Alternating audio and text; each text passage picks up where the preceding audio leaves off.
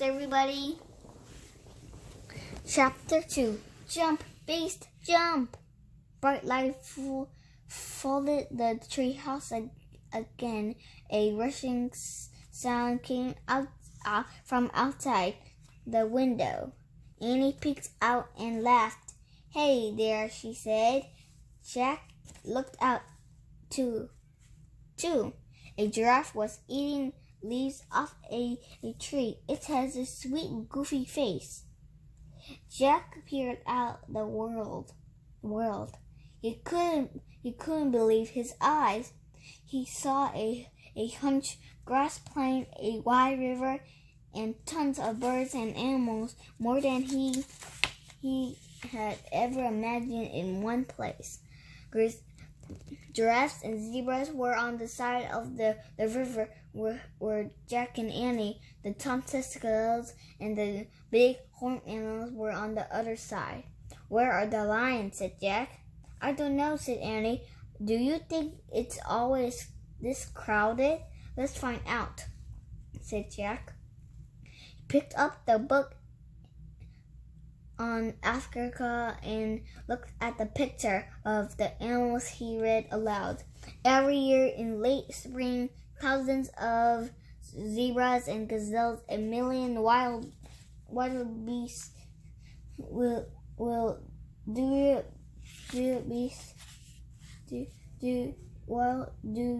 beasts migrate from the dry plains of Tanzania to Kenya."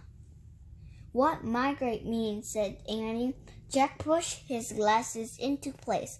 "It means they go someplace else for part of the year, like birds going south for the winter." "Oh, right," said Annie. Jack turned the page to read more. "Before they are safe in Kenya, the animals must first cross the Nile River. Zebras go first, then the wild beasts, then the tiny gazelles swim last." "Oh," said Annie in a sad voice. "What's wrong?" said Jack. "Poor beast." She looked out the window. "They seem afraid." "Oh."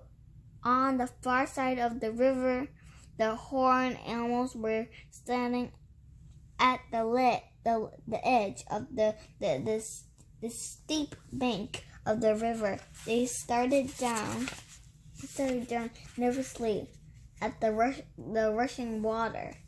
"Jump, beast, jump!" said Annie shouted. "Don't be silly, they can't hear you," said Jack. He suddenly the birds planes He studied the board's studied the board's plane. "I wonder where are the lions? He said. "I don't know, but I have to go to it. Go," said Annie. "Go where?" said Jack. "To the river to help them," she said. "Help who?" said Jack. "Those wild beasts on the other side," said Annie. "I have to help them migrate." "Are you nuts?" said Jack. Annie handed Jack the scroll and started out of the tree house. "Wait a second," said Jack. We haven't even read Morgan's riddle yet."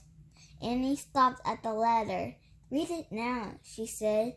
Jack unrolled the ancient scroll and read aloud. "I'm the color of gold and sweet as can be, but beware of the danger that's all around me. What am I?"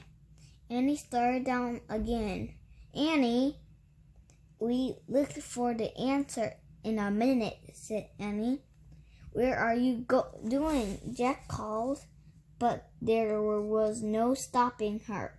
Jack watched as she hopped off the ladder. Then she started to walk through the tall grass. Between the zebras and giraffes, between the zebras and giraffes, I don't believe her, he said to himself. He quickly put the Africa book into his pack. He started down the ladder. When he stepped onto the ground, he looked around carefully. The giraffes were eating the tree's leaves. The zebras were grazing in the grass. Tons of birds flapped overhead. This is okay, he thought. He just had one little question. Where are the lions?